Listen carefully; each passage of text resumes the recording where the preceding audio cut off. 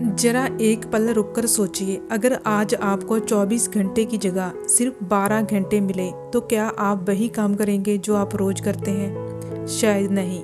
सच्चाई ये है कि हमारे पास समय कम नहीं है, बल्कि हम समय की कीमत नहीं समझते। यही वजह है कि दिन खत्म हो जाता है लेकिन जिंदगी वहीं की वहीं रह जाती है।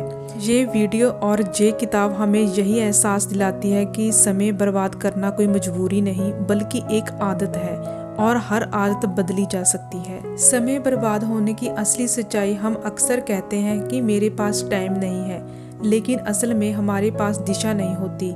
जब हमें ये नहीं पता होता कि हमें अपनी ज़िंदगी में क्या करना है, तब हमारा दिमाग आसान रास्ता चुनता है, जैसे कि मोबाइल स्क्रॉल करना, बेवजह की बातें करना, बिना मतलब की थकान महसूस करना। ये सब समय बर्बाद करने के आम तरीके हैं। किताब कहती है कि समय वहीं बर्बाद होता है जहाँ उद्देश्य नहीं होता। टाल मटोल कोई आलस नहीं, डर है। बहुत लोग मानते हैं कि प्रोक्रास्टिनेशन आलस की वजह से होता है, लेकिन लेखक एक गहरी बात बताता है। टाल मटोल की जड़ में डर छिपा होता है। डर असफल होने का, डर लोगों की राय का, और डर इस बात का कि अगर हमने कोशिश की और हार गए तो क्या होगा। यही डर हमें काम शुरू करने नहीं देता और हम उसे बार बार कल पर टालते रहते हैं। दोस्तों, समय को अच्छे से मैनेज करने के लिए हमें इन 4 बातों पर ध्यान देना होगा। चैप्टर 1, स्पष्ट लक्ष्य। समय बचाने की पहली चाबी। जिस इंसान को ये साफ पता होता है कि उसे क्या चाहिए, वह शायद ही अपना समय बर्बाद करता है। किताब सिखाती है कि बड़े सपनों से डरना नहीं चाहिए, बल्कि उन्हें छोटे छोटे लक्ष्यों में तोड़ देना चाहिए। जब लक्ष्य छोटे होते हैं तो दिमाग उसे बोझ नहीं समझता, बल्कि चुनौती की तरह स्वीकार करता है। दिन की सही शुरुआत।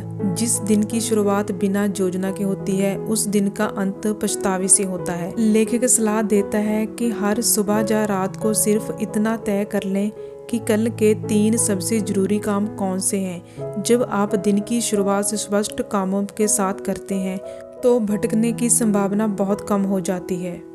Chapter 2, distraction. समय का सबसे बड़ा दुश्मन। आज के दौर में मोबाइल फ़ोन सिर्फ एक डिवाइस नहीं, बल्कि समय चुराने की मशीन बन चुका है। हर नोटिफिकेशन हमारा फोकस तोड़ देता है। किताब साफ कहती है कि अगर आपको अपनी ज़िंदगी बदलनी है तो सबसे पहले डिस्ट्रैक्शन को कंट्रोल करना होगा। काम के समय फ़ोन दूर रखना, सोशल मीडिया के लिए तय समय बनाना, ये छोटे कदम बड़े बदलाव ला सकते हैं। Chapter 3, focus. एक सुपर पावर है। फोकस कोई जन्म से मिलने वाली चीज़ नहीं, बल्कि अभ्यास से बनाने वाली आदत है। मल्टीटास्किंग हमें तेज नहीं बनाता, बल्कि कमज़ोर बनाता है। एक समय में एक काम करने से ना केवल काम जल्दी होता है, बल्कि उसका परिणाम भी बेहतर होता है। गहरे फोकस में किया गया 1 घंटा बिना फोकस के किए गए 5 घंटों से ज़्यादा ताकतवर होता है। पैसा खो जाए तो दोबारा कमाया जा सकता है, लेकिन समय अगर चला गया तो कभी वापस नहीं आता। किताब हमें ये याद दिलाती है कि जो लोग अपने समय की इज्जत करते हैं, वही लोग अपनी ज़िंदगी की इज्जत करते हैं। हर घंटे खुद से ये सवाल पूछना, क्या मैं अपने समय का सही इस्तेमाल कर रहा हूँ, हमें बेवजह की बर्बादी से बचा सकता है। आदतें आपकी किस्मत लिखती हैं। आपकी रोज की छोटी आदतें ही तय करती है कि आप सफल होंगे या पछताएंगे। देर से सोना, बिना योजना के दिन बिताना और हर काम को आखिरी वक्त तक छोड़ देना, ये सब समय बर्बाद करने की आदतें हैं। किताब कहती है अगर आप अपनी छोटी आदतें बदल लेते हैं तो समय अपने आप आपके पक्ष में काम करने लगता है।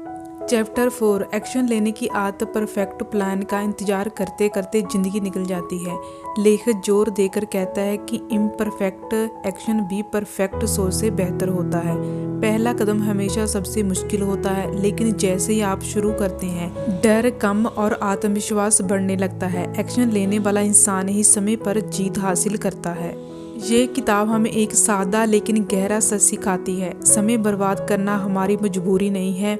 जब लक्ष्य साफ होते हैं, डिस्ट्रैक्शन कम होते हैं और हर रोज थोड़ा थोड़ा एक्शन लेते हैं, तो हमारी पूरी ज़िंदगी बदल सकती है। समय को संभालना सीखना असल में खुद को संभालना सीखना है। अंतिम संदेश। अगर आप आज भी अपना समय बर्बाद कर रहे हैं तो याद रखिए, आप सिर्फ आज नहीं, अपने आने वाले कल भी खो रहे हैं। लेकिन अगर आप आज से ही अपने समय की कदर करना शुरू कर दें तो यही समय आपकी ज़िंदगी का आज सबसे बड़ी ताकत बन सकता है। फैसला आज आपके हाथ में है। दोस्तों, ये बुक समरी आपको कैसी लगी कमेंट करके ज़रूर बताएं।